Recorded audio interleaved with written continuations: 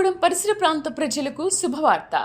ప్రార్థనాశక్తి తైలాభిషేక ఆరాధన ప్రతి నెల మొదటి బుధవారం సమయం ఉదయం 10 గంటల నుండి NK highway grounds, Autonagar, Gudem highway bypass road, Tadepalligudem. ప్రార్థనాశక్తి తైలాభిషేక ఆరాధన ప్రతి నెల మొదటి గురువారం సమయం ఉదయం 10 గంటల నుంచి.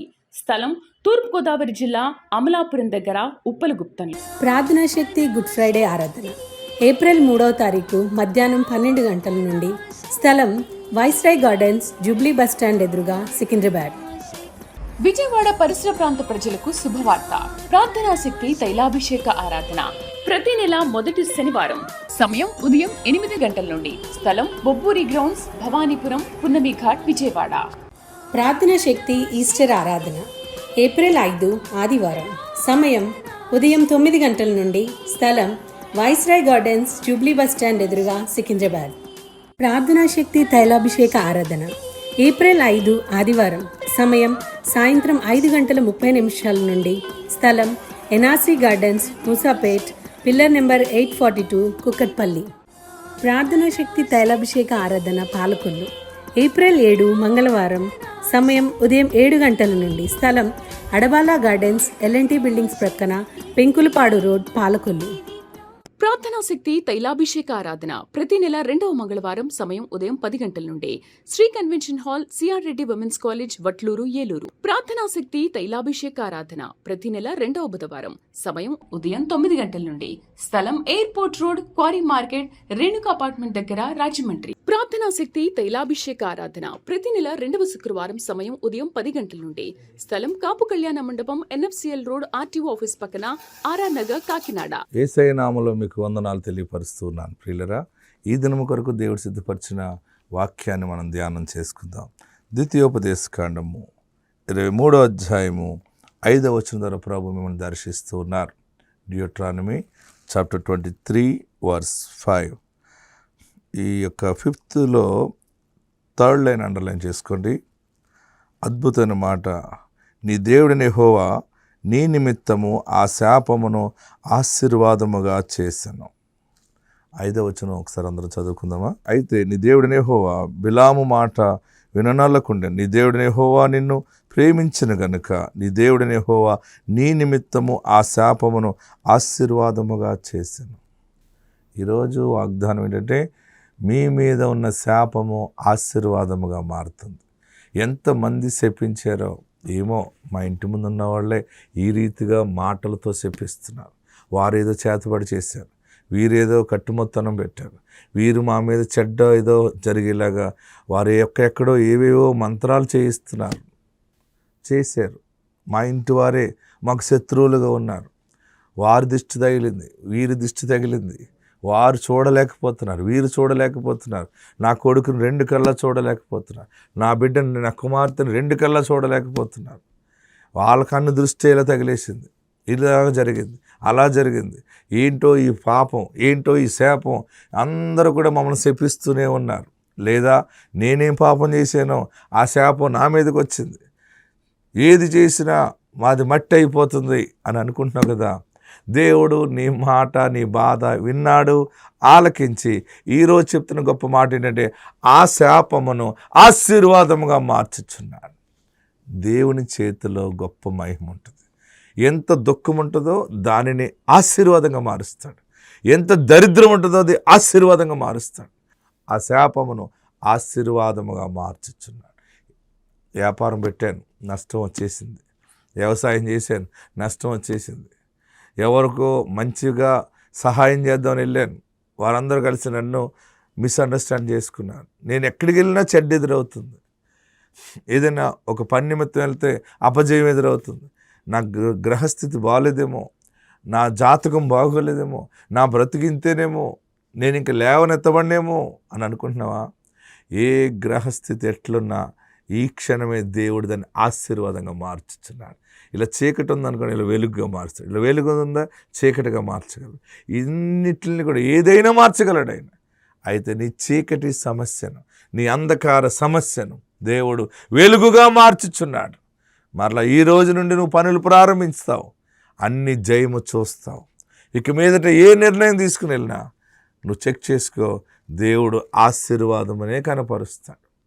నీ చేతితో ఏది చేసినా, ఎక్కడ విత్తనం వేసినా అది ఫలింపచేస్తాడు. ఏ వ్యాపారం చేసినా ఫలింపచేస్తాడు. ఇంతవరకు ఎక్కడ నష్టపోయావో, ఏదేది నష్టం కలిగిందో, ఎక్కడ కుమిలిపోయావో, ఏడ్చావో, దేవుడు మరలా నేను గొప్ప సంతోషకరమైన సాక్ష్యముగా నిలబెడుతున్నాడు. ఆ శాపమును ఆశీర్వాదంగా మార్చుచున్నానన్నాడు. ఆ ఆత్మ మీకు తోడై ఉండును గాక, ఆ దీవెన మీకు ప్రాప్తించును గాక. God bless. వాక్యంలోకి వెళ్దాం. ఈరోజు పరిశుద్ధాత్మ దేవుడు మీకు తెలియపరచమన్న మాట ఏంటంటే, దేవుడు నాకు ఇచ్చిన మాట పునర్నిర్మాణం అనే అంశము దేవుడు మీకు ఇస్తున్నాడు. పునర్నిర్మాణము చెప్పండి. పునఃప్రతిష్ఠ, మరలా తిరిగి కట్టబడుట, కూలిపోయిన జీవితము, పాడైన బ్రతుకు మరలా నిర్మించబడుట. హల్లెలూయా. మీకా ప్రవక్త ద్వారా దేవుడు తెలియపరిచిన మాటను ఈరోజు సందేశం ఇస్తూ ఉన్నారు. మీకా గ్రంథం 4వ అధ్యాయము. అందరూ కూడా బైబిల్ ఉన్నారు, తెరవండి.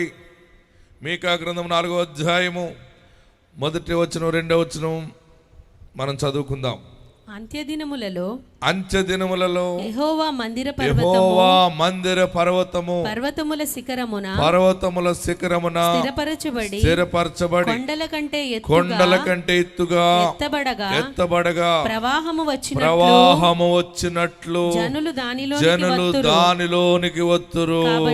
కాబట్టి ఆ కాలమున అన్యజనులు అనేకులు వచ్చి సియోనులో నుండి యెరూషలేములో నుండి యెహోవా వాక్కును బయలువెళ్ళును. యాకోబు దేవుని మందిరమునకు యెహోవా పర్వతమునకు మనం వెళ్ళుదము రండి. ఆయన తన మార్గముల విషయమై మనకు బోధించును. మనము ఆయన త్రోవలలో నడుచుకుందామని చెప్పుకొందురు. 4వ అధ్యాయము 1వ వచనం అందరూ చదువుతాం.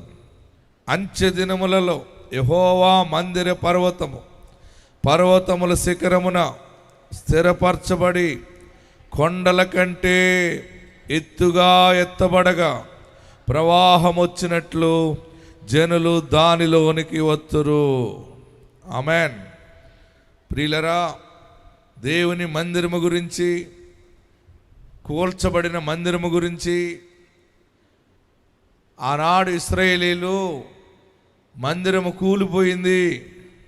ఎందుకంటే మందిరము ముమ్మారు కట్టబడింది యెరూషలేములో.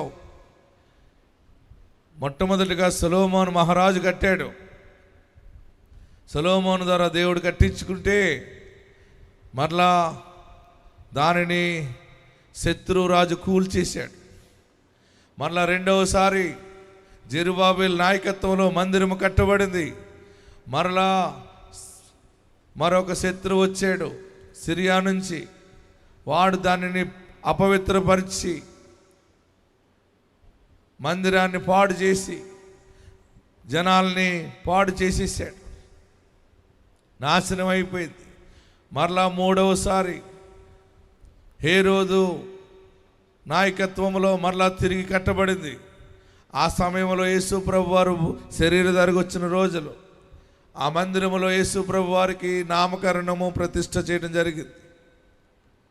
ప్రియులరా, ఈ మందిర చరిత్ర మనం చూస్తే ఆనాడు శత్రువు వచ్చి కూల్చినప్పుడు, ఇశ్రాయేలీలు చెదిరిపోయినప్పుడు మరలా మనము ఆ మందిరాన్ని చూస్తామా? మరలా మనము ఆ వైభవాన్ని చూస్తామా? మనకి మందిరం ఉంటుందా? మనకి దేవుడు ఉంటాడా?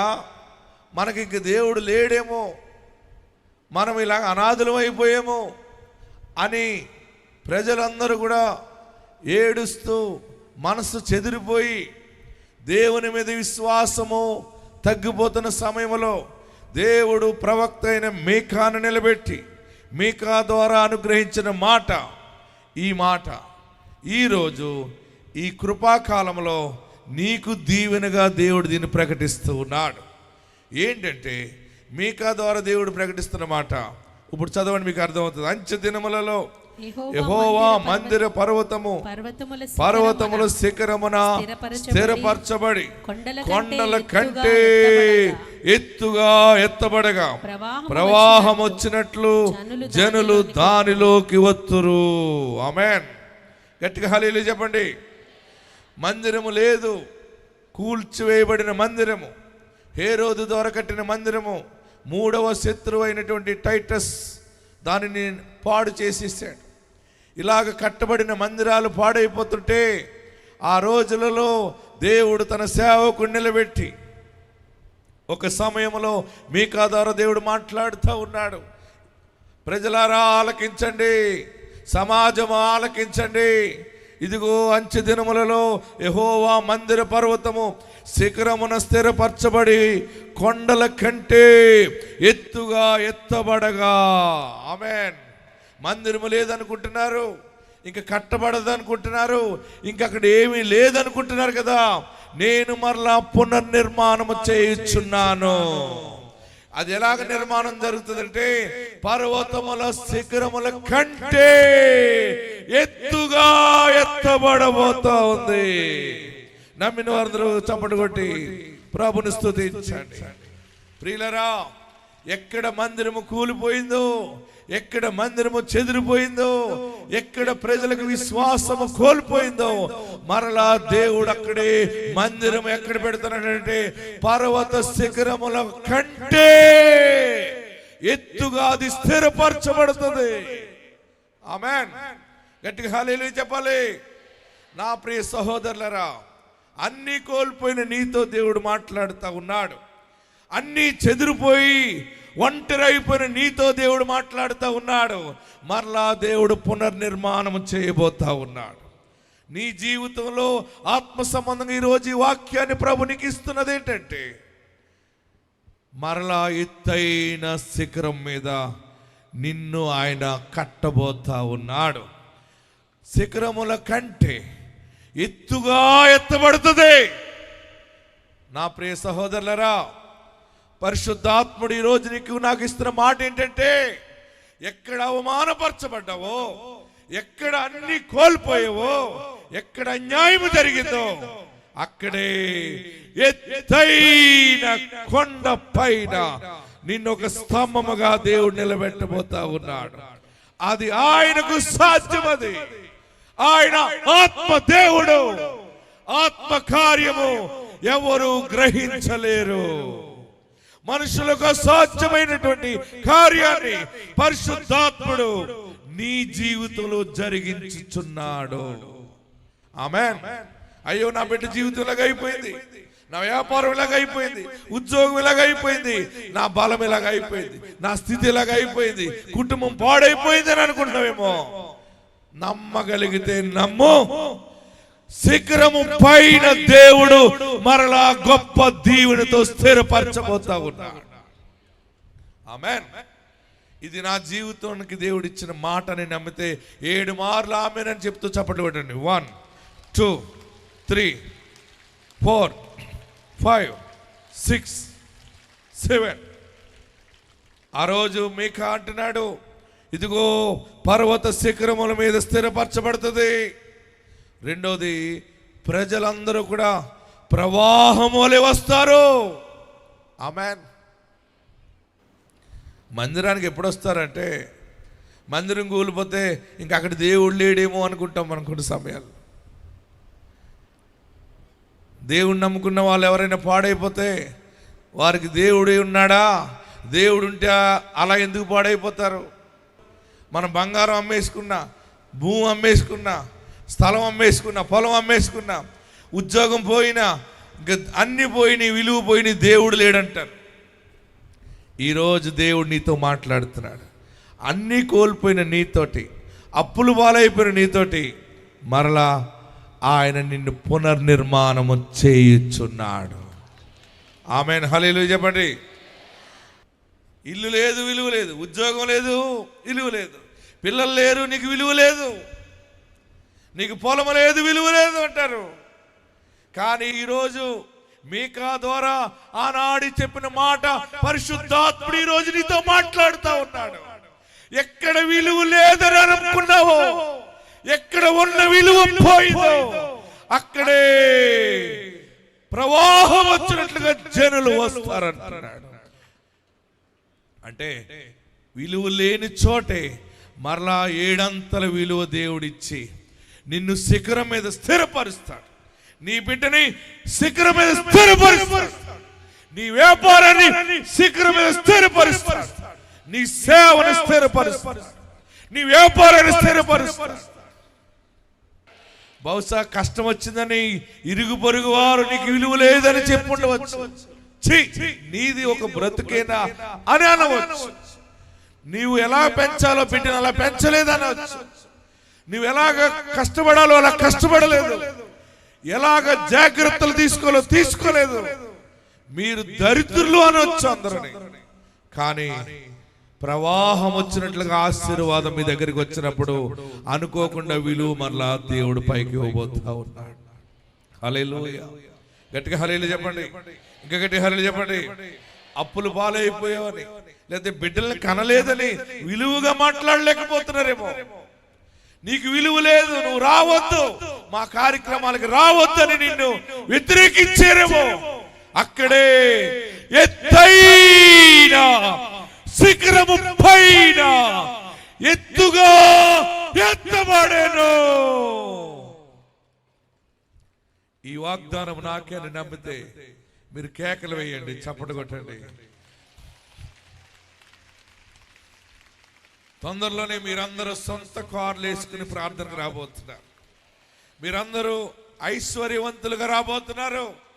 మీ కుటుంబం అంతా కూడా కారులో కూర్చుని, ఏసీ కారులో కూర్చుని అందరూ అడుగుతారు, ఎక్కడికమ్మా అందరూ రెడీ అయిపోయి వెళ్ళిపోతున్నారంటే మీరు అనాలి, మేము ప్రార్థనా శక్తికి వెళ్ళిపోతున్నాం, మేము యేసయ్యను ఆరాధించడానికి వెళ్ళిపోతున్నాం. ఈ కారు ఆయనే ఇచ్చాడు, ఈ ఆస్తి ఆయనే ఇచ్చాడు, ఈ వైభవం ఆయనే ఇచ్చాడు. నా బ్రతుకు కాలం అంతా ఆయనకు కృతజ్ఞతాస్తుతులు చెల్లించడానికి వెళ్ళిపోతున్నాం అంట. మీలో పేదలు ఉండనే ఉండరు, మీలో బీదలు ఉండనే ఉండరు. ఆమేనండి. మీరందరూ కూడా ఆస్తికర్తలుగా ఉండబోతున్నారు. మీరు పర్వత శిఖరము పైన ఎత్తుగా ఎత్తబడిన చోట స్థిరపరచబడతారు. గట్టిగా కేకలేయండి. ఆశీర్వాదాలు వద్దా? వద్దా? కావాలంటే మరి గట్టిగా చప్పట్లు కొట్టి కేకలు వేయండి.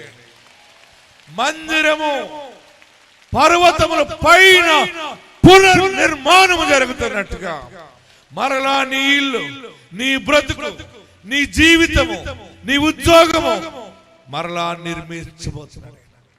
మీరెప్పుడు ఊహించలేని కొత్త అనుభవంలో ఈ రోజు నుండి వెళ్ళబోతా ఉన్నారు. ఒక ప్రవక్తగా పుట్టిన నన్ను దేవుడు నిలబెట్టి మాట్లాడుతున్నాడు. నీకు నమ్మే దమ్ముంటే నమ్ము, ప్రవాహం వచ్చినట్లుగా వచ్చేస్తుంది. ప్రవాహాన్ని ఎవడన్నా ఆపగలడా?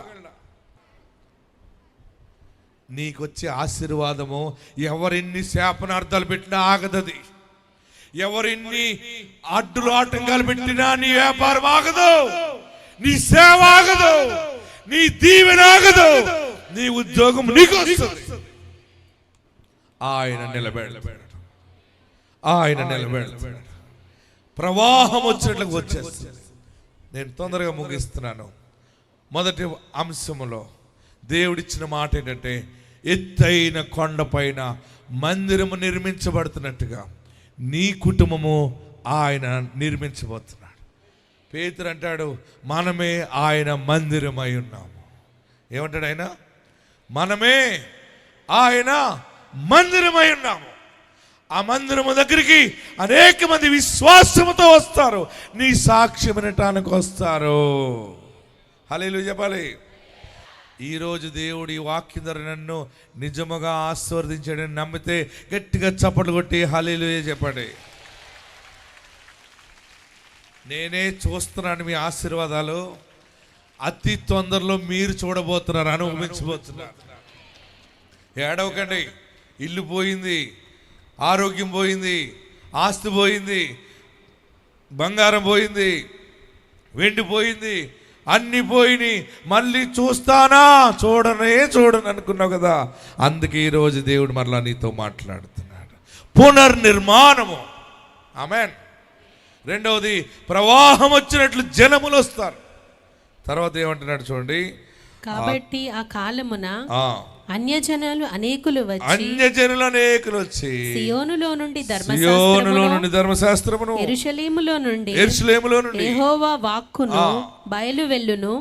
యాకోబు దేవుని మందిరమునకు యెహోవా పర్వతమునకు మనము వెళ్ళుదము రండి.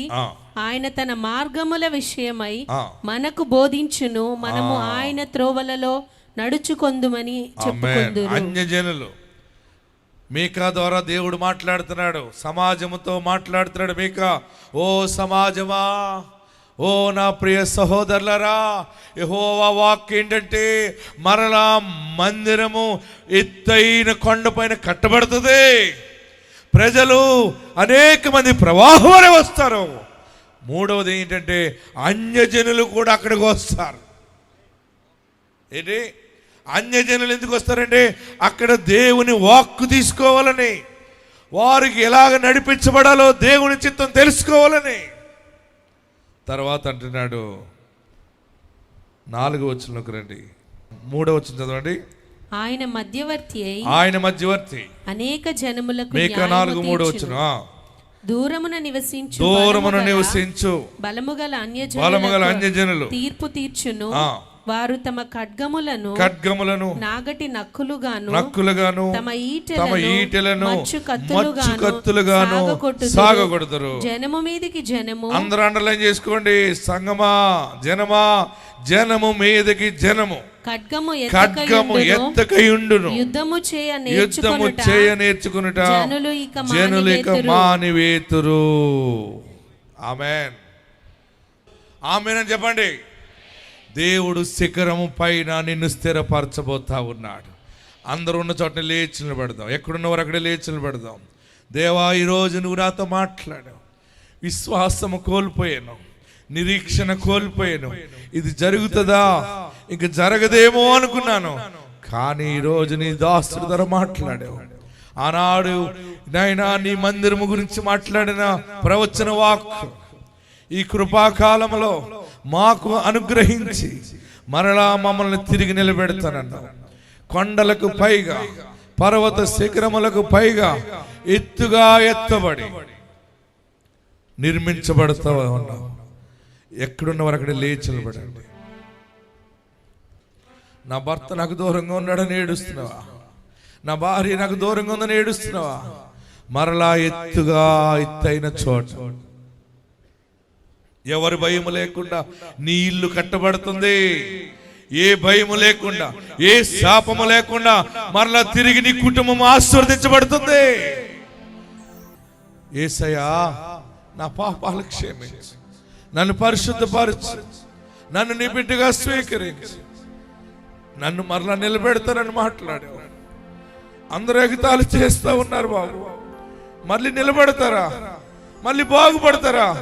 వీళ్ళ తరమాని హేళన చేస్తున్నారు. బాబు, ఈరోజు నీ వాక్య ద్వారా మాట్లాడావు.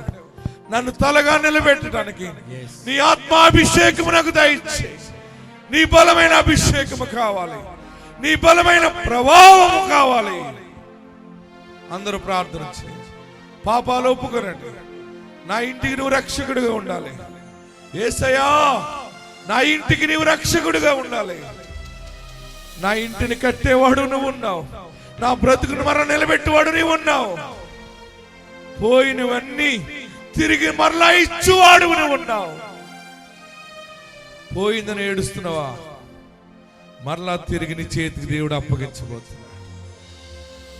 నీకు వెలుగు వచ్చి ఉన్నది, నీకు వెలుగు వచ్చి ఉన్నది. నీకు వెలుగు వచ్చి ఉన్నది. నీకు సమయం ఆసన్నమైంది. మందిర పర్వత శిఖరముల కంటే ఎత్తుగా ఎత్తబడిన సమయం అది. నీ బిడ్డకి పెండ్లయ్యే సమయం అది. శుభకార్యం అది. నీ ఇల్లు కట్టే సమయం అది. పాడి పంటలను స్వాధీనపరుచుకునే సమయం అదే. కోర్టులో జయము పొందిన సమయం అదే. అన్యుల ఎదుట రాజకుమారుడిగా ఉంటావు, రాజకుమార్తెగా ఉంటావు, నిండు గర్భిణితో సాక్ష్యం ఇస్తావు. ప్రతి ఇంటిలో శాంతి ఉంటుంది. యేసు ఇంటిలో అడుగు పెడుతున్నాడు. హల్లెలూయా. మరలందరూ తలపైన చేయి పెట్టుకోండి. మరొకసారి అడగండి, ఏం కావాలో. యేసయ్య నన్ను ఆశీర్వదించు, యేసయ్య నన్ను దీవించు, నీ మహిమ నాకు తోడుగా ఉంచు, నీ ప్రభావం నాకు తోడుగా ఉంచు.